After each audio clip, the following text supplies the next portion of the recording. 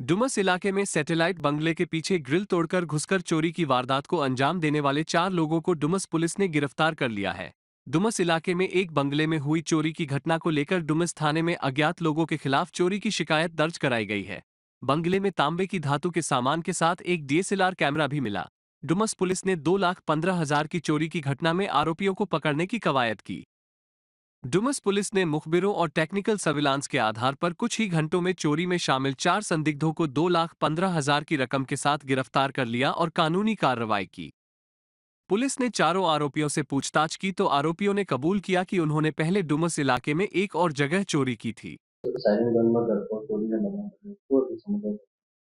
ગત તારીખ 22/7/2024ના રોજ સેટેલાઇટ બંગલો સાયલેન્ટ ઝોન ડુમસ ખાતે રાત્રિના સમયે 4 અજાણ્યા ઈસમોએ બંગલાની પાછળની ગ્રીલ તોડી ગેરકાયદેસર ગૃહ પ્રવેશ કરીને તાંબા પિત્તળની વિવિધ એન્ટિક કલાકૃતિઓ તેમજ ડીએસએલઆર કેમેરા અને લેન્સ એમ મળીને કુલ્લે આશરે 2,15,000ની મત્તાની ચોરી કરેલ હતી. ડુમસ પોલીસ સ્ટેશન ખાતે જે અંગે બીએનએસ કલમ 305, 331(4) અને અન્ય વિવિધ કલમો હેઠળ ગુનો દાખલ કરવામાં આવેલ.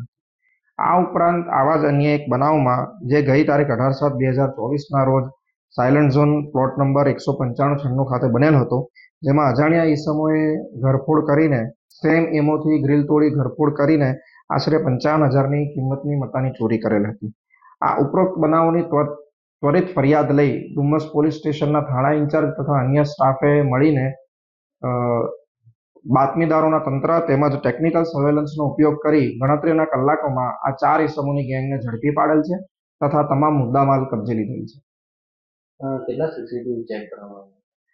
ઉપરોક્ત બનાવની તપાસ કરવા માટે અમોએ ડુમસ સાયલેન્ટ ઝોનથી લઈને જ્યાંથી આરોપીઓને પકડવામાં આવ્યા છે તે વિસ્તાર સુધીના લગભગ 150થી વધુ સીસીટીવી કેમેરાની તપાસ કરવામાં આવેલ હતી. આ લોકોનો કોઈ ગુનાહિત ઇતિહાસ? અન્ય ગુનાહિત ઇતિહાસ આ પૈકી એક વ્યક્તિનો છે તથા અન્યની તપાસ ચાલુ છે. નામ શું છે અને ક્યાંના છે આ લોકો?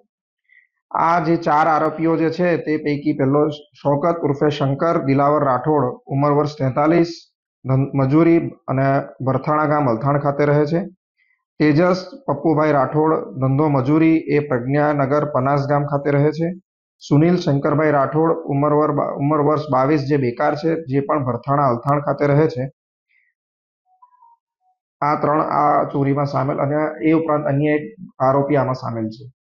માલ કઈ જગ્યાએ ચોરીનો છુપાયેલો? આ પૈકીનો અમુક માલ તેઓએ સાયલન્ટ ઝોનની નજીકના આવાવરું ખેતરોમાં છુપાવેલ હતો તથા અમુક મત્તા એમની પાસેથી એમના રહેઠાણેથી કબજે કરવામાં આવેલ છે.